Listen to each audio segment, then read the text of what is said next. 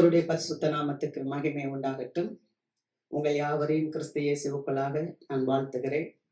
இன்றைக்கு நம்முடைய மத்தியிலே செய்தியை கொடுக்கும்படி நம்முடைய மகன் சகோதரர் இமானுவேல் அவர்கள் செய்தி கொடுக்க வருவாங்க. நம் கரங்களை தட்டி அவங்கள வரவேற்போம். நாம் கர்த்தருடைய வார்த்தைக்குள்ளாக கடந்து செல்வோம். வாசிக்கலாம். சங்கீதங்களின் புஸ்தகம் 29வது அதிகாரம் அதனுடைய 11வது வசனத்தை நான் வாசிக்கிறேன். கர்த்தர் தமது ஜனத்திற்கு பலன் கொடுப்பார். கர்த்தர் தமது ஜனத்திற்கு சமாதானம் அருளி அவர்களை ஆசீர்வதிப்பார். இந்த உலகத்துல 8.1 பில்லியன் மக்கள் தொகை சராசரியாக இருக்கிறாங்க. அதுல நீங்க இந்தியாவுல மாத்திரம் பாத்தீங்கன்னா ஏறக்குறைய 144 கோடி மக்கள் தொகை ஜனங்கள் இருக்கிறார். இவர்கள் எல்லாருக்கும் தேவன் பலனை கொடுப்பேன் என்று சொல்லல. இவங்க எல்லாருக்கும் தேவன் சமாதானத்தை தருவேன் என்று சொல்லல. அவர் யாருக்கு சமாதானம் தருகிறார், அவர் யாருக்கு பலனை கொடுக்கிறார் என்றால் தமது ஜனத்திற்கு அவர் பலன் கொடுக்கிறார். தமது ஜனத்திற்கு அவர் சமாதானம் கொடுக்கிறார். அல்லேலூயா. அப்ப யாரெல்லாம் அவருடைய ஜனம் அப்படின்னு கேட்டீங்கன்னா நம்ம வாசிக்கலாம். யோவானின் சுவிசேஷத்தின் நூல் 1வது அதிகாரம் 12வது வசனத்தை நாம் வாசிக்கும் பொழுது, அவருடைய நாமத்தின் மேல் விசுவாசம் உள்ளவர்களாய் அவரை ஏற்றுக்கொண்டவர்கள் எத்தனை பேர்களோ அத்தனை பேர்களும் தேவனுடைய பிள்ளைகள் ஆகும்படி அவர்களுக்கு அதிகாரம் கொடுத்திருக்கிறார். அல்லேலூயா. இந்த உலகத்துல எல்லா மனிதர்களையும் உண்டாக்கினவர், எல்லா மனிதனையும் படைத்தவர் ஆண்டவர் தான். ஆனால் எல்லா மனிதர்களும் அவருடைய ஜனங்கள் அல்ல. அவருடைய நாமத்தின் மேல் விசுவாசம் வைத்து யாரெல்லாம் அவரை ஏற்றுக்கொள்ளுகிறார்களோ அவர்கள்தான் அவருடைய ஜனங்களாய் இருக்கிறார்கள். அவர்கள்தான் அவருடைய புத்திரராய் இருக்கிறார்கள். அல்லேலூயா.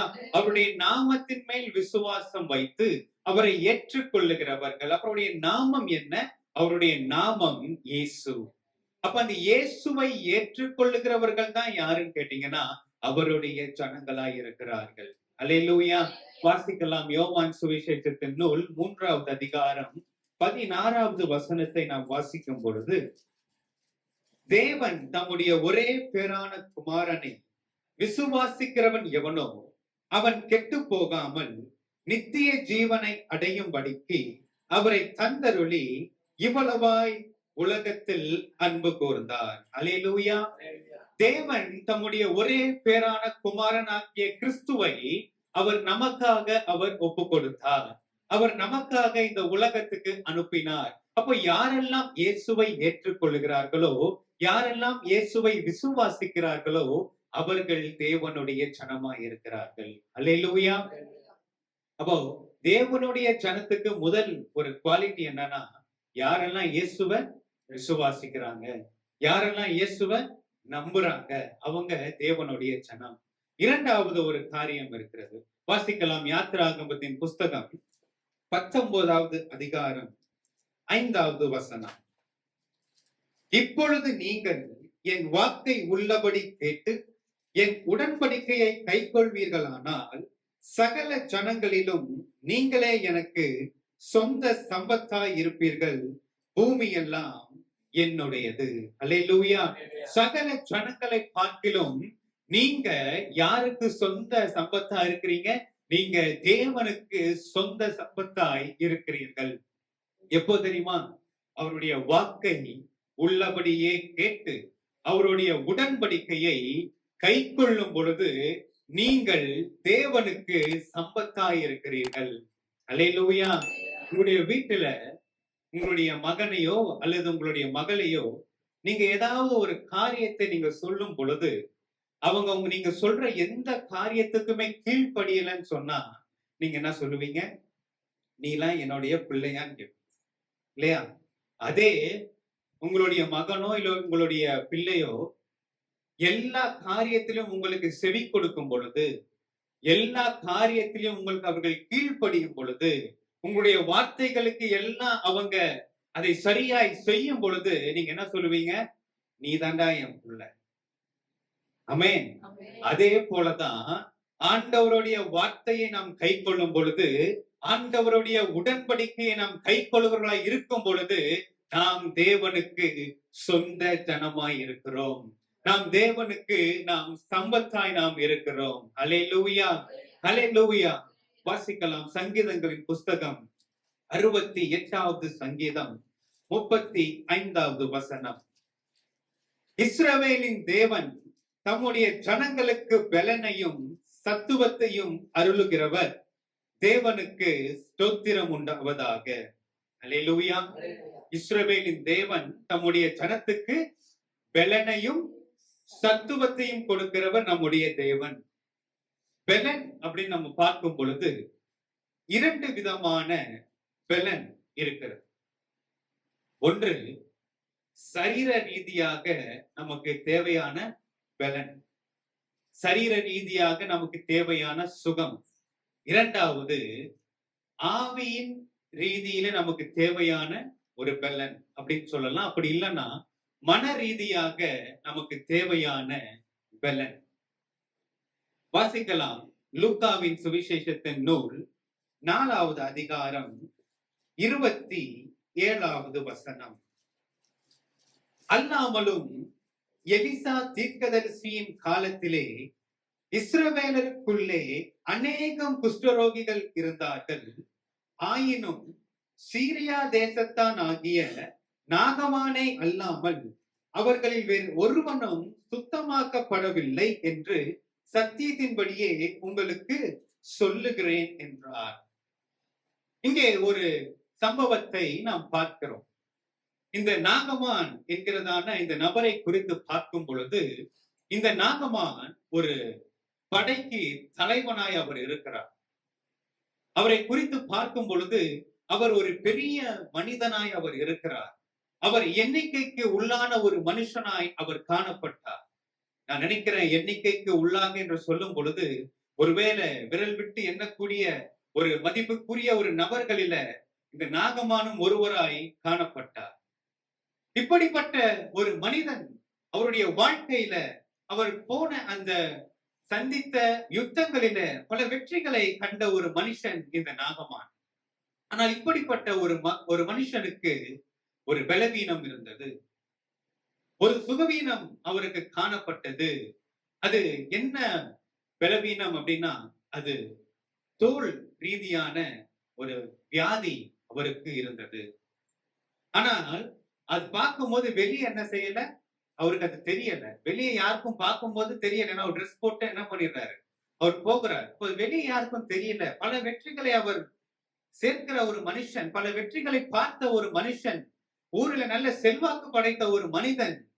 ஆனால் அவருக்குள்ளாக ஒரு பலவீனம், யாருக்கிட்டயுமே அந்த பலவீனத்தை குறித்து சொல்ல முடியாத ஒரு பலவீனம் அவருடைய சரீரத்திலே காணப்பட்டது. ஒருவேளை இந்த கால வேளையில இந்த செய்தியை கேட்டுக்கொண்டிருக்கிற உங்களுக்கு கூட சில பலவீனங்கள் இருக்கலாம், சில சுகவீனங்கள் இருக்கலாம். சரீரத்தில சில பலவீனங்களால ஒரு போராட்டம் உங்களுக்கு காணப்படலாம். இந்த நாகமானை போல யாருக்கிட்டையும் சொல்ல முடியாத சில வேதனைகள் பலவீனங்களினால உங்களுக்கு இருக்கலாம். ஆனால் தேவன் உங்கள் பலவீனத்திலிருந்து நமக்கு விடுதலை தருகிறவர். அல்லேலூயா. இந்த நாகமானுக்கு ஒரு பலவீனம் இருந்தது, அது யாருக்குமே தெரியல. ஆனா எப்படியோ அவனுடைய வீட்டிலே வேலை செய்கிற அவனுடைய மனைவிக்கு ஒத்தாசையா இருக்கிற ஒரு சிறு பெண்ணுக்கு அது தெரிந்தது. அவர் தெரிந்ததுக்கு அவ என்ன சொன்னா தெரியுமா? வாசிக்கலாம் 2 ராஜாக்களின் புஸ்தகம் 5வது அதிகாரம் 3வது வசனம். அவள் தன் நாச்சியாரை பார்த்து, என் ஆண்டவன் சமாரியாவில் இருக்கிற தீர்க்கதரிசியின் இடத்துல போவாரானால் நலமா இருக்கும், அவர் இவருடைய குஷ்டரோகத்தை நீக்கி விடுவார். அல்லேலூயா, அல்லேலூயா. யாரு குஷ்டரோகத்தை நீக்கி விடுவார்? தேவன். தேவன் தான் ஒருவனுக்கு சுகத்தை கொடுக்க முடியும். தேவன் தான் ஒருவனுக்கு விடுதலையை கொடுக்க முடியும். அல்லேலூயா. அவனுக்கு பெரிய செல்வாக்கு இருக்கலாம், அவனுக்கு பெரிய ஆஸ்திகள் இருக்கலாம், ராஜாவிற்கே அவன் தெரிந்தவனாக கூட இருக்கலாம். ஆனால் சுகத்தை கொடுக்க வேண்டுமானால் அது தேவன் தான் கொடுக்க முடியும். அல்லேலூயா, அல்லேலூயா. அதற்கு ஒரு வசனத்தை பார்ப்போமா? அதே அதிகாரம் 7வது வசனத்தை நான் வாசிக்கிறேன்.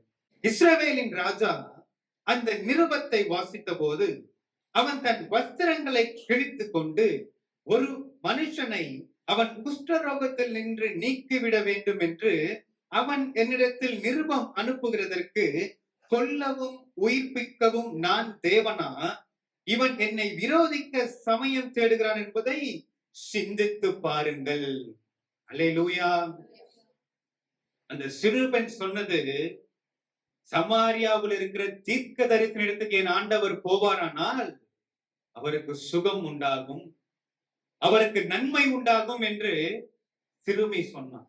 ஆனால் நாகமான் நிருபத்தை வாங்கி கொண்டு போன இடம் ஒரு ராஜா கிட்ட போய், அந்த ராஜா என்ன செஞ்சார்? தன்னுடைய வஸ்திரங்களை அவர் கிழித்து, ஒரு மனுஷனை கொல்லவும் உயிர்ப்பிக்கவும் நான் தேவனா? நான் தேவனா? பெரிய ராஜாவாக இருக்கலாம், சமஸ்த தேசங்களை நீ அரசாளலாம், ஆனால் சுகத்தை உன்னால கொடுக்க முடியாது. அல்லேலூயா, அல்லேலூயா. இந்த காரியம் எலிசா தீர்க்கதரிசிக்கு அறிவிக்கப்படுகிறது. இந்த காரியம் எலிசா தீர்க்கதரிசிக்கு அறிவிக்கப்படுகிறது. இப்ப அடுத்த வசனத்தை நான் வாசிக்கிறேன். 8வது வசனம். இஸ்ரவேலின் ராஜா தன் வஸ்திரங்களை கிழித்துக் கொண்ட செய்தியை தேவனுடைய மனுஷனாகிய எலிசா கேட்டபோது அவன், நீர் உம்முடைய வஸ்திரங்களை கிழித்துக் கொள்வானே, அவன் என்னிடத்தில் வந்து இஸ்ரவேலிலே தீர்க்கதரிசி ஒன்றென்று அறிந்து கொள்ளட்டும் என்று ராஜாவுக்கு சொல்லி அனுப்பினான். அல்லேலூயா. இப்ப இந்த காரியம், அரண்மனையில நடந்த காரியம் இப்ப யாருக்கு தெரிய வருதுன்னா, எலிசாக்கு தெரிய வருகிறது.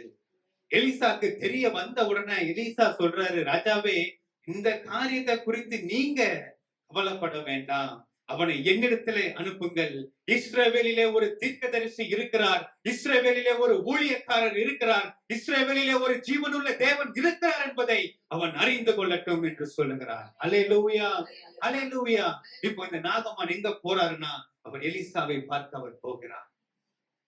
எலிசாவை பார்க்க எலிசாவுடைய வீட்டுக்கு வரும் பொழுது எலிசா தன்னுடைய ஊழியக்காரனை பார்த்து, எலிசா தன்னுடைய வேலைக்காரனை பார்த்து அவர் சொல்றாரு, நீ அந்த மனுஷனை போய் யோர்தானில 7 முறை முழுகி ஸ்நானம் பண்ண சொல்லு, அவனுக்கு சொஸ்தமாகும்.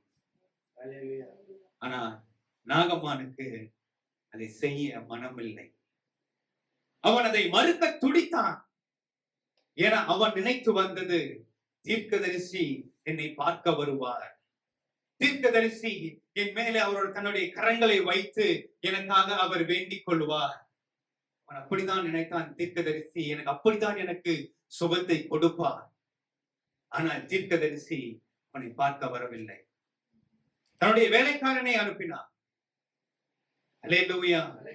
அதை ஏற்றுக்கொள்ள அவனுடைய மனம் மறுக்க துடித்தது. அல்லேலூயா. அவனுடைய மனம் மறுக்க துடித்தது. அப்போ நாகமானுடைய ஊழியக்காரன், நாகமானுடைய வேலைக்காரன், அவன் சொன்னான், ஒரு பெரிய கட்டடத்தை கட்டி கொடுக்க சொன்னா நீ கொடுத்திருப்ப, நீ கொண்டு வந்த தங்கம் வெள்ளி பொருட்களை கொடுக்க சொன்னா நீ கொடுத்திருப்ப, உன்னை ஸ்நானம் பண்ணதானே சொன்னாரு, பண்ணும், உனக்கு சுகம் கிடைக்கும். அல்லேலூயா. அவன் போய் யோர்தானிலே ஸ்நானம் பண்ணினான். அவனுக்கு அற்புத சுகத்தை தேவன் கொடுத்தார். இங்கே பார்க்கிறோம், அவனுடைய மேனி, அவனுடைய தோல் சிறு பிள்ளையின் தோலை போல மாறினது. அல்லேலூயா. எத்தனை முறை தெரியுமா அவன் முழுகி எழுந்திருக்கணும்?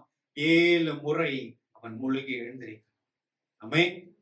முதல் முறை முழுகி எழுந்திருக்கும் போது ஒரு மாற்றமும் வந்திருக்காது. 2வது முறையும் ஒரு மாற்றமும் வந்திருக்காது. இப்படியே 6 முறை முழுகி இருப்பான், ஒரு மாற்றமும் அவனுடைய சரீரத்துல காணப்பட்டிருக்காது. ஆனால் அவன் 7வது முறை அவன் முழுகி எழுந்திருக்கும் பொழுது அவனுக்கு ஒரு அற்புதம் நடந்தது, அவனுக்கு ஒரு விடுதலை கிடைத்தது, அவனுக்கு ஒரு சுகம் உண்டானது. அல்லேலூயா. எப்ப தெரியுமா? தீர்க்கதரிசனுடைய வார்த்தைக்கு அவன் செவி கொடுத்தான். அல்லேலூயா. இன்றைக்கு அநேகர் இன்னைக்கு நம்ம என்ன நினைக்கிறோம்னா, ஊழியக்காரர் வரணும், ஊழியக்காரர் வந்து அவர் என்னை தொட்டு அவர் எனக்கு ஜெபம் பண்ணணும். ஊழியக்காரர் நேரா வர வேண்டிய அவசியம் இல்லை. ஊழியக்காரருடைய சொல்லை நீங்கள் கேட்டால் போதும், உங்களுக்கு அற்புத சுகத்தை தேவன் உங்களுக்கு கொடுப்பார். அல்லேலூயா, அல்லேலூயா. நாகமான் அற்புத சுகத்தை பெற்றுக்கொண்டார். ஒருவேளை இந்த செய்தியை கேட்டுக்கொண்டிருக்கிற உங்களுக்கு சில பலவீனங்கள் இருக்கலாம். இந்த நாகமான போலவே சில தோல் ரீதியான சில பிரச்சனைகள் இருக்கலாம். சிலருக்கு கேன்சர் நோய்கள் இருக்கலாம், சிலருக்கு நெஞ்சு வலி இருக்கலாம், சிலருக்கு கிட்னி ஃபெயிலியராக இருக்கலாம், சுகராக இருக்கலாம், தைராய்டாக இருக்கலாம், எந்த பலவீனமாக இருக்கலாம். ஆனால் இன்றைக்கு தேவன் உங்களுக்கு சொல்லுகிறது, நான் என் ஜனத்திற்கு நான் பலனை கொடுப்பேன் என்று ஆண்டவர் சொல்லுகிறார். அல்லேலூயா, அல்லேலூயா. 40 வருஷம் ஜெப ஆலய வாசலிலே, தேவ ஆலயத்தின் வாசலிலே ஒருவன் இருந்து பிச்சை கேட்டுக் கொண்டிருந்தான். எத்தனை வருஷம்? 40 வருஷம். ஆனால் ஒரு முறை பேதுருவும் யோவானும் அவனை பார்த்து சொன்னார்கள், இயேசுவின் நாமத்தில நீ எழுந்து நீ நட என்று சொல்லும் பொழுது இயேசுவின் வல்லமை அவனுக்குள்ளாக வந்தது. இயேசுவின் வல்லமை அவனுடைய எலும்புகளுக்குள்ளாக வந்து கிரியை செய்யும் போது அவன் எழுந்து அவன் நடந்தான். அல்லேலூயா. இன்றைக்கு அந்த ஆண்டவர், அந்த உயிர்த்தெழுந்த இயேசுவின் வல்லமை இன்றைக்கு உங்களுடைய சரீரங்களிலே கடந்து வரும். அல்லேலூயா. எத்தனை தீராத வியாதிகளாக இருந்தாலும் சரி, இனி உனக்கு குணமே கிடைக்காது என்று மனிதர்கள் சொல்லலாம், இனி உனக்கு சுகம் உண்டாகாது என்று மனிதர்கள் சொல்லலாம், ஆனால் உங்களுக்கு சுகம் கிடைக்கும். அல்லேலூயா. ஏன்னா நீங்க யார்? நீங்கள் அவருடைய ஜனமாயிருக்கிறீர்கள். நீங்கள் தேவனுடைய ஜனமாயிருக்கிறீர்கள். நீங்கள் தேவனுடைய ஜனமாய் இருக்கிறபடினால தேவன் உங்களுக்கு பலனை கொடுப்பார். அல்லேலூயா. இரண்டாவது ஒரு பலனை குறித்து நாம் பார்க்கும் பொழுது ஆவியின் பலன், மன ரீதியான பலனை குறித்து நாம் பார்க்கிறோம். வாசிக்கலாம். உபாகமத்தின் புஸ்தகம் 31வது அதிகாரம் 6வது வசனம். நீங்கள் பலம் கொண்டு திடமனதாய் இருங்கள், அவர்களுக்கு பயப்படவும் திகைக்கவும் வேண்டாம். உன் தேவனாகிய கர்த்தர் தாமே உன்னோட கூட வருவார். அவர் உன்னை விட்டு விலகுவதும் இல்லை, அவர் உன்னை கைவிடுவதும் இல்லை என்று சொன்னார். அல்லேலூயா. எலியா தீர்க்கதரிசியை குறித்து நாம் பார்க்கும் பொழுது, இந்த எலியா தீர்க்கதரிசி ஒரு வல்லமையான ஒரு தீர்க்கதரிசி. அவர் ஜெபித்தால் மழை தடைபடுகிறது, அவர் ஜெபித்தால் மழை தேசத்திலே பொழிகிறது. 400 பாகால் தீர்க்கதரிசிகளை கொன்று போட்டவர், வானத்துல இருந்து அக்கினியை இறக்கின ஒரு மனுஷன் இந்த எலியா. ஆனால் இப்படிப்பட்ட ஒரு மனுஷன் தன்னுடைய வாழ்க்கையில அவருக்கு ஒரு வெள்ளன் குன்றி காணப்பட்டது. தன்னுடைய மனதில ஒரு பயம் அவருக்குள்ளாக வந்தது. அப்போ அவர் என்ன சொன்னாருன்னா, வாசிக்கலாம். 1 ராஜாக்களின் புஸ்தகம் 19வது அதிகாரம் 4வது வசனத்தை நான் வாசிக்கிறேன். அவன் வனாந்திரத்தில் ஒரு நாள் பிரயாணம் போய் ஒரு சூறை செடியின் கீழ் உட்கார்ந்து தான் சாக வேண்டும் என்று கோரி, போதும் கர்த்தாவே, என் ஆத்துமாவை எடுத்துக்கொள்ளும், நான் என் பிதாக்களை பார்க்கிலும் நல்லவன் அல்ல என்று சொன்னான். ஒரு வல்லமையான ஒரு தீர்க்கதரிசி. இவர் 400 பாகால் தீர்க்கதரிசிகளை இவர் கொன்ற பிற்பாடு, தேசத்திலே இவர் மழையை வருஷிக்க பண்ணதுக்கு பிற்பாடு, ஆகா பெற்றதான ராஜா இந்த காரியங்களை அவர் பார்க்கிறார். அவர் இதெல்லாம் பார்த்து தன்னுடைய மனைவியாகிய எசேபேலின் இடத்துல போய் அவர் இந்த காரியங்களை அறிவிக்கிறார். இதை அறிவிக்கும் பொழுது அந்த எசேபேல் சொல்லுகிற காரியம், நாளைக்கு இதே நேரத்துல எலியாவுக்கு இந்த பிரகாரமாகவே செய்யப்படும் என்று அவள் சொன்னார். இந்த எசபேல் யாரு அப்படின்னு கேட்டீங்கன்னா, இந்த எசபேல் ஒரு பூசாரியினுடைய ஒரு மகள். இந்த எசபேல் நாபோத்தின் திராட்சை தோட்டத்தின் மேல ஆகாப் ஆசைப்பட்டதுனால நாபோத்தை தந்திரமாய் கொலை செய்து அந்த இடத்தை ஆகாபுக்கு வாங்கி கொடுத்தவள் இந்த எசபேல். இப்படிப்பட்ட இந்த எசபேல் அவள் சொன்ன இந்த காரியம் நாளைக்கு எலியாவுக்கு இதே மாதிரி செய்யப்படும். அப்ப இதை கேட்கும் பொழுது எலியாவுக்குள்ள ஒரு பயம் வந்தது. எலியா தன்னுடைய ஆவியிலே அவருக்கு ஒரு கலக்கம் ஏற்பட்டது. அவர் தன்னுடைய ஜீவனை காப்பாற்றிக் கொள்வதற்காக அவர் வனாந்திரத்துக்கு அவர் போனார். அல்லேலூயா. அவர் எங்க போனார்? வனாந்திரத்துக்கு. யாரு? எலியா தீர்க்கதரிசி, வல்லமையான ஒரு தீர்க்கதரிசி, வானத்திலிருந்து அக்கினியை இறக்கின ஒரு தீர்க்கதரிசி. அவர் ஜெபித்தால் அப்படியே நடக்கிறது. தேவன் அவரோடு கூட இருக்கிறார். அப்படிப்பட்ட ஒரு தீர்க்கதரிசி இப்ப என்ன ஆயிட்டாருன்னா, ஆவியில அவருக்கு ஒரு பயம் வந்துவிட்டது. இன்றைக்கு நம்ம கூட இன்னைக்கு நீங்க பெரிய காரியங்களை நீங்க செய்யலாம். ஆனா உங்களுக்கு ஒரு பிரச்சனைகள் வரும் பொழுது உங்களுடைய மனம் எப்படி இருக்கிறது? உங்களுடைய மனம் திடனா இருக்கிறதா? ஆனா பக்கத்துல இருக்கிறவனுக்கு சில பிரச்சனைகள் வரும்போது நம்ம என்ன செய்யறோம்? போய் அவனை நம்ம பலப்படுத்துறோம் இல்லையா? அவங்கள நம்ம பலப்படுத்துகிறோம். பயப்படாதீங்க பிரதர், பயப்படாதீங்க சிஸ்டர், இதெல்லாம் ஒண்ணுமே இல்லை, ஆண்டவர் எல்லாவற்றையும் ஆண்டவர் பார்த்து கொள்வார் அப்படின்னு நம்ம என்ன சொல்றோம்? நம்ம போய் பலப்படுத்துறோம். ஆனா நம்ம சில போராட்டங்களை சந்திக்கும் பொழுது, நம்ம சில பிரச்சனைகளை நம்முடைய வாழ்க்கையை சந்திக்கும் பொழுது நம்மளுடைய மனநிலைமை எப்படி இருக்கு? அல்லேலூயா. வாசிக்கலாம் 9வது வசனம். அங்கே அவன் ஒரு கெபிக்குள் போய் தங்கினான். இதோ கர்த்தருடைய வார்த்தை அவனுக்கு உண்டாகி, அவர், எலியாவே, இங்கே உனக்கு என்ன காரியம் என்றார். அல்லேலூயா. கர்த்தர் கேட்கிறார் எலியா தீர்க்கதரிசியை பார்த்து, இங்கே உனக்கு என்ன காரியம்? ஏன்னா ஒரு தீர்க்கதரிசி கர்த்தர் சொல்லுகிற இடத்துக்கு தான் தீர்க்கதரிசி போவார். ஒரு தீர்க்கதரிசி கர்த்தர் சொல்லுகிற நபரை தான் போய் பார்ப்பார். ஒரு தீர்க்கதரிசி கர்த்தர் சொல்லுகிற வார்த்தையை தான் அவர் பேசுவார். இங்கே இந்த வனாந்திரத்துக்கு தேவன் போக சொல்லவில்லை. தேவன் கேட்கிறார் கெபிக்குள்ள இருக்கிற எலியாவை பார்த்து, எலியாவே, நான் உன்னை இந்த கெபிக்குள்ள நான் உன்னை வர சொல்லல, இந்த வனாந்திரத்துக்கு நான் உன்னை அனுப்பலப்பா, இங்க நீ வந்தது என்ன காரியம்? இன்றைக்கு மன ரீதியாக பாதிக்கப்படும் பொழுது, டிப்ரெஷனுக்குள்ளாக நீங்க கடந்து போகும் பொழுது நீங்க எங்க போவீங்கன்னா, நீங்க தேவையில்லாத இடத்துக்கு நீங்க போவீங்க. தேவையில்லாத பழக்க வழக்கங்களை கற்றுக்கொள்வீர்கள். சரியான பாதையை விட்டு விலகுவீர்கள். அது தேவன் கொண்டு போகிற வழி அல்ல. தேவன் கேட்கிறார், எலியாவே, உனக்கு இங்க என்ன காரியம்? உனக்கு இங்க என்ன வேலை? அல்லேலூயா. அதை கேட்டுட்டு ஆண்டவர் எலியாவை கெபியிலிருந்து வெளியே அழைத்து கொண்டு வருகிறார். ஒரு பர்வதத்தின் மேலே நிற்க வைத்து ஆண்டவர் பர்வதத்தை அவர் அசைய பண்ணி காட்டுகிறார். அவர் பூமியை அவர் அசைய பண்ணி காட்டுகிறார். இதெல்லாம் பார்க்கும் பொழுது, கர்த்தருடைய வல்லமையான காரியங்களை எலியா தீர்க்கதரிசி பார்க்கும் பொழுது அவருக்குள்ளாக ஒரு பலன் வந்தது.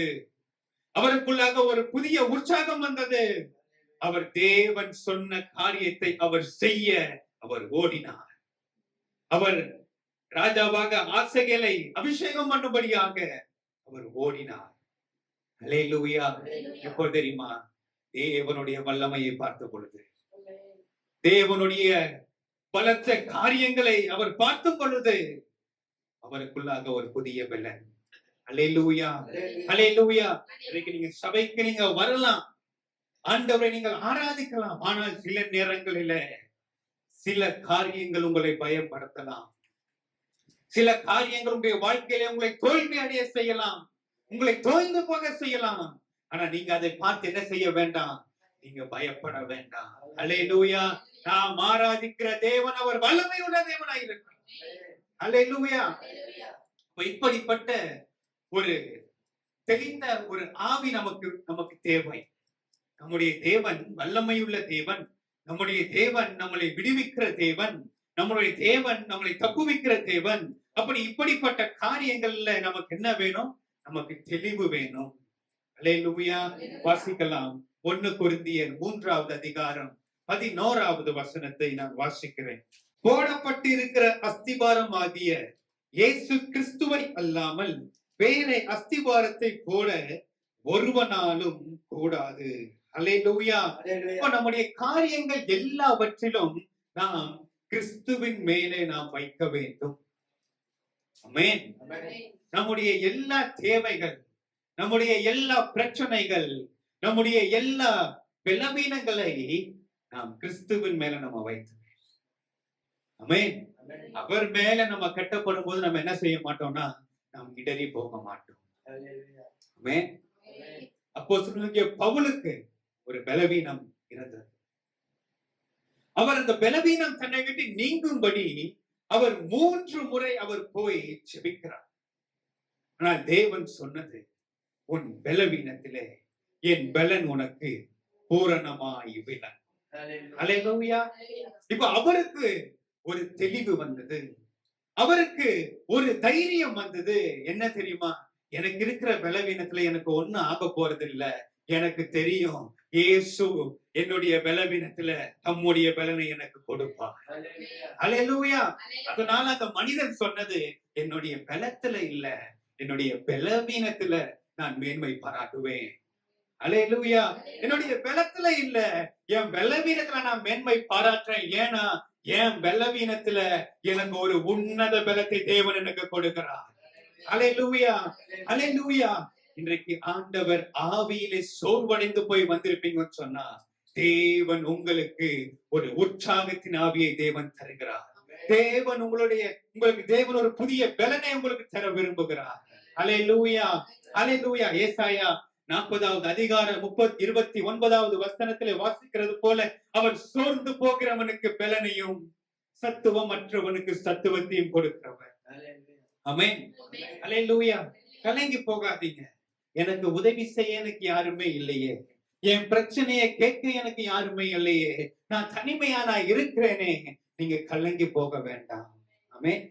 வாசிங்க எரேமியாவின் புஸ்தகம் 30வது அதிகாரம் 17வது வசனம். அவர்கள் உன்னை விசாரிப்பற்ற சீயோன் என்று சொல்லி உனக்கு தள்ளுண்டவள் என்று பெயரிட்டபடியா, நான் உனக்கு ஆரோக்கியம் வர பண்ணி உன் காயங்களை ஆற்றுவேன் என்று கர்த்தர் சொல்லுகிறார். அல்லேலூயா.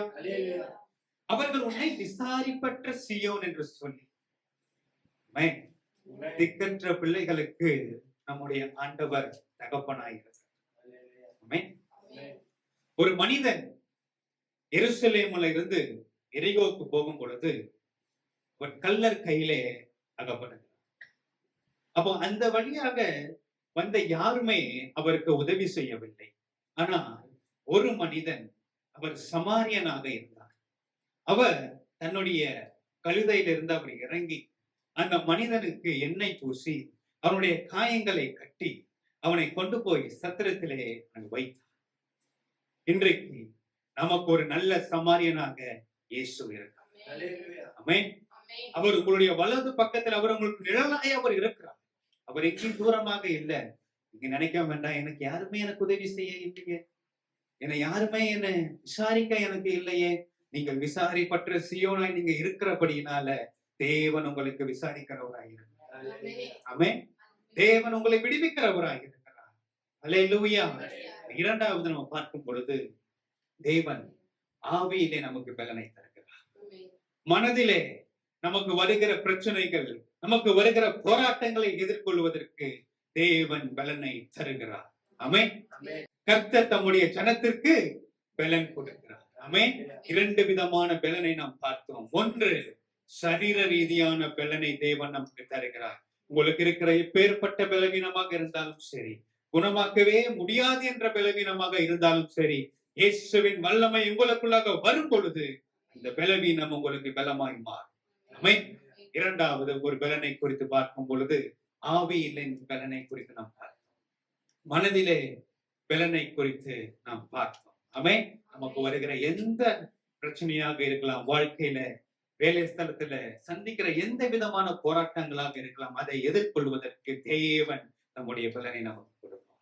ஆமென். இப்போ இரண்டாவது, தேவன் தம்முடைய ஜனத்திற்கு அவர் சமாதானம் தருகிறார். அல்லேலூயா. வாசிக்கலாம். யோவான் சுவிசேஷத்தின் நூல் 14வது அதிகாரம் 27வது வசனத்தை நான் வாசிக்கிறேன். சமாதானத்தை உங்களுக்கு வைத்து போகிறேன், என்னுடைய சமாதானத்தையே உங்களுக்கு கொடுக்கிறேன். உலகம் கொடுக்கிற பிரகாரம் நான் உங்களுக்கு கொடுக்கவில்லை. உங்கள் இருதயம் கலங்காமலும் பயப்படாமலும் இருப்பதாக. இயேசு ஆண்டவர் நமக்கு வைத்து போகிற ஒரு மிகப்பெரிய ஈவு அவருடைய சமாதானம். ஆமென். உலகம் கொடுக்கிற பிரகாரம் நான் கொடுக்கிறதில்லை. அப்படி என்றால் இந்த உலகம் கொடுக்கிற சமாதானம் ஒரு நிலையான ஒரு சமாதானம் இல்லை. உங்களுக்கு திரும்ப சில துன்பங்களை நீங்கள் சந்திக்கும் பொழுது, திரும்ப சில போராட்டங்களை நீங்கள் எதிர்கொள்ளும் பொழுது, திரும்ப சில பிரச்சனையான காரியங்களுக்குள்ளாக நீங்கள் கடந்து செல்லும் பொழுது, அந்த சந்தோஷம் பறந்து போய்விடும். ஆகையால தான் இயேசு சொல்லுகிறார், நான் உலகம் கொடுக்கிறபடி நான் கொடுக்கல, நான் என்னுடைய சமாதானத்தை நான் உங்களுக்கு கொடுக்கிறேன். அவருடைய சமாதானம் எப்படிப்பட்ட சமாதானம் என்றால், அது நிலையுள்ள ஒரு சமாதானமாய் இருக்கும். ஆமென். நாம் எந்த சூழ்நிலையை நாம் கடந்து போனாலும் அவருடைய சமாதானம் நமக்கு நிலையுள்ளதாய் காணப்பட்டது. அந்த நிலையுள்ள சமாதானத்தை நாம் பெற்றுக்கொள்ள வேண்டுமானால் வாசிக்கலாம். சங்கீதங்களின் புஸ்தகம் 119வது சங்கீதம் 165வது வசனம். உம்முடைய வேதத்தை நேசிக்கிறவர்களுக்கு மிகுந்த சமாதானம் உண்டு, அவர்களுக்கு இடரல் இல்லை. ஆமென். யாருக்கு சமாதானம் இருக்குது? அவருடைய வேதத்தை நேசிக்கிறவர்களுக்கு சமாதானம் இருக்குது. அவங்க என்ன செய்ய மாட்டாங்களாம்? இடறி போக மாட்டார்கள். அல்லேலூயா. இன்றைக்கு எத்தனையோ புஸ்தகங்களை நம்ம வாசிக்கிறோம் இல்லையா? வீட்டுல நமக்கு பொழுது போகல அப்படின்னா எத்தனையோ மேகசின்ஸ படிக்கிறோம், எத்தனையோ கதை புஸ்தகங்களை வாசிக்கிறோம், படிக்கிறோம். ஆனா நீங்க வேதத்தை நீங்கள் எடுத்து நீங்கள் வாசிக்கும் பொழுது உங்களுக்கு ஒரு பெரிய சமாதானத்தை தேவன் கொடுப்பார். அல்லேலூயா. நமக்கு கிடைக்கிற நேரங்களில நாம் வேதத்தை நாம் வாசிப்போம் என்று சொன்னால் தேவன் ஒரு மிகப்பெரிய ஒரு சமாதானத்தை நம்முடைய குடும்பங்களிலே அவர் கொடுக்கிறவராயிருக்கிறார். ஆமென். வாசிக்கலாம். யோவானின் சுவிசேஷத்தின் நூல் 16வது அதிகாரம் 33வது வசனம். என்னிடத்தில் உங்களுக்கு சமாதானம் உண்டாயிருக்கும் பொருட்டு இவைகளை உங்களுக்கு சொன்னேன். உலகத்தில் உங்களுக்கு உபத்திரவம் உண்டு, ஆனாலும் திடன் கொள்ளுங்கள், நான் இந்த உலகத்தை ஜெயித்தேன் என்றார். அல்லேலூயா. அப்படி என்றால் இந்த உலகம் ஒரு மனுஷனுக்கு சமாதானத்தை கொடுக்க முடியாது. இந்த உலகம் ஒரு மனிதனுக்கு துன்பத்தை தான் கொண்டு வரும். இந்த உலகம் ஒரு மனிதனுக்கு வேதனையை தான் கொண்டு வரும். ஆகையால தான் ஆண்டவர் சொல்றார், என்னிடத்திலே உங்களுக்கு சமாதானம் உண்டாயிருக்கும் பொருட்டு உங்களுக்கு சொல்லுகிறேன். அப்ப சமாதானம் இருக்கிறது யாருக்கிட்டனா அது அவரிடத்துலதான் இருக்கு. இயேசுவின் இடத்துலதான் சமாதானம் இருக்கிறது. அவர்தான் சமாதான பிரபுவாய் இருக்கிறார். ஆமென். இந்த உலகத்துல நீங்க பாருங்க, நீங்க பெரிய பெரிய வீடுகள் என்ன செய்யறாங்க? விற்கிறாங்க. நல்ல விலை உயர்ந்த கார் விற்கிறாங்க. நமக்கு தேவையான ஆகாரங்கள் கடையில விற்கப்படுகிறது.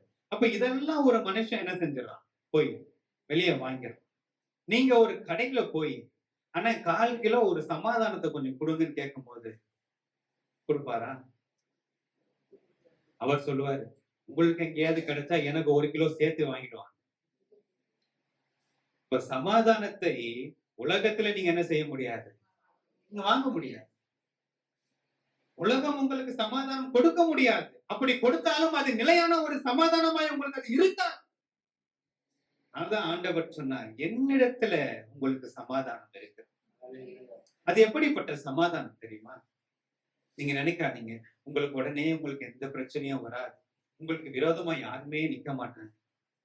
ஆண்டவருக்கு விரோதமா எத்தனையோ பேர் எழும்பினார். இயேசுவை எத்தனையோ பேர் ஏற்றுக்கொள்ளவில்லை. ஆனாலும் அவர் சமாதானமாய் தான் இருந்தார். அல்லேலூயா. அவருடைய சமாதானத்தை யாரும் என்ன செய்ய முடியல, அவர்கிட்ட இருந்து எடுத்து போட முடியாது. அவர் சமாதானமாவே அவர் இருந்தார். அவர் சொன்னார், எல்லா இடத்துலயும் நான் என் பிதாவின் சித்தத்தை நான் செய்யதான்ப்பா நான் வந்திருக்கிறேன். ஆமென். அவர்கள் அவரை கொல்ல வகை தேடினார்கள். அவர் போய் எதிர்த்து நிற்கல. அவர் பாட்டுக்கு அவர் போய்கிட்டே இருந்தார். ஆமென். அந்த சமாதானத்தை தேவன் நமக்கு வைத்தார். ஆமென். சிலர்லாம் பாத்தீங்கன்னா குடும்பத்துல எப்ப பார்த்தாலும் போய் சண்டை குடிச்சுக்கிட்டே இருப்பாங்க. அப்படி இருக்கக்கூடாது. என்னைக்கோ பேசின சில காரியத்தை எடுத்து வச்சுக்கிட்டு இன்னைக்கு வரையில என்ன செய்வாங்க, பேசிக்கிட்டே இருப்பாங்க. சமாதானம் இன்மையா இருக்கக்கூடாது. நீங்க மத்தேயு 5வது அதிகாரம் 9வது வசனத்தை நீங்க வாசிக்கும் பொழுது, சமாதானம் பண்ணுகிறவர்கள் பாக்கியவான்கள், அவர்கள் தேவனுடைய புத்திரராய் இருக்கிறார். ஆமென். அப்போ நம்ம என்ன செய்யணும்னா, நம்ம எதிர்த்து நிற்கிறவன் கேட்கும், நமக்கு விரோதமாய் பேசுறவன் பேசட்டும், நம்ம தேவன் கொடுத்த சமாதானத்தை வைத்து நம்ம போய்கிட்டே இருக்கோம். அல்லேலூயா, அல்லேலூயா. வாசிக்கலாம் ரோமர் 16வது அதிகாரம் 20வது வசனம். சமாதானத்தின் தேவன் சீக்கிரமாய் சாத்தானை உங்கள் கால்களின் கீழே நசுக்கி போடுவார். நம்முடைய கர்த்தராகிய இயேசு கிறிஸ்துவினுடைய கிருபை உங்களுடனே கூட இருப்பதாக. ஆமென், ஆமென். தேவன் சீக்கிரமாய் சாத்தானை எங்களுடைய பாதங்களுக்கு கீழாக அவர் நசுக்கி போடுவார். ஆண்டவராக இயேசு திரும்ப அவருடைய வருகையில் அவர் வரும் பொழுது முற்றிலுமாய் பிசாசானவன் அழிக்கப்பட்டு போவான். அல்லேலூயா. இப்போ நமக்கு துன்பம் வரும் பொழுது நமக்குள்ளாக பரிசுத்த ஆவியானவர் நம்மை ஆழ்வார் என்று சொன்னால், நமக்கு வருகிற போராட்டங்களாக இருக்கலாம், நமக்கு வருகிற சந்தேகங்களாக இருக்கலாம், நமக்கு வருகிற பயங்களாக இருக்கலாம், இல்லது பாவங்களாக இருக்கலாம், இவைகளை நாம் மேற்கொள்கிறவர்களாய் நாம் காணப்படுவோம். ஆமென். ஏன்னா இயேசு உலகத்தை ஜெயித்திருக்கிறார். ஆமென். உலகம் அவரை மேற்கொள்ளவில்லை, இயேசுவானவர் உலகத்தை மேற்கொண்டிருக்கிறார். அவர் எனக்குள்ள இருக்கிறபடியினால், அவர் தம்முடைய பரிசுத்த ஆவியை எனக்குள்ளாக வைத்திருக்கிறபடியினால், நான் என்ன செய்வேன், இவைகளை நானும் மேற்கொள்வேன், இவைகளை நானும் வெற்றி சிறப்பேன். அல்லேலூயா, அல்லேலூயா. இவை எல்லாவற்றிலும் நாம் நம்மில் அன்பு கூறுகிறவர்களாலே முற்றிலும் நாம் ஜெயம் கொள்ளுகிறவர்களாய் நாம் இருக்கிறோம். ஆமென். நம்முடைய ஆண்டவர் நமக்கு ஜெயத்தை தருகிறவர், நம்முடைய ஆண்டவர் நமக்கு சமாதானத்தை கொடுக்கிறவர். அல்லேலூயா. கால வேளையில ஒருவேளை இன்றைக்கு உங்களுடைய குடும்பங்களில பிரச்சனையாக இருக்கிறது, போராட்டமாக இருக்கிறது, ஒரே சண்டையாக இருக்கிறது, நீங்க வந்திருப்பீங்கன்னா ஆண்டவர் உங்களுக்கு சொல்றார், நான் என் ஜனத்திற்கு சமாதானத்தை அருளி அவர்களை ஆசீர்வதிப்பேன். அல்லேலூயா, அல்லேலூயா. உலகம் கொடுக்கிற பிரகாரமாக அல்ல, என்னுடைய சமாதானத்தை நான் உங்களுக்கு தருகிறேன். அவருடைய சமாதானம் எப்படிப்பட்டது? அவருடைய சமாதானம் நிலையான ஒரு சமாதானம். அவருடைய சமாதானம் நம்மளை இடறி போக விடாத அளவுக்கு அது வல்லமை உள்ளது. ஆமென். நமக்கு வருகிற எந்த காரியத்திலையும் தேவன் நமக்கு சமாதானத்தை நமக்கு தருவார். அல்லேலூயா, அல்லேலூயா. கர்த்தர் தமது ஜனத்திற்கு பலன் கொடுத்து, கர்த்தர் தமது ஜனத்திற்கு சமாதானம் அருளி அவர்களை ஆசீர்வதிப்பார். நீங்க அவருடைய ஜனமாய் இருக்கிறபடியினால கர்த்தர் உங்களுக்கு பலன் கொடுத்து, கர்த்தர் உங்களுக்கு சமாதானம் அருளி அவர் உங்களை ஆசீர்வதிப்பார்.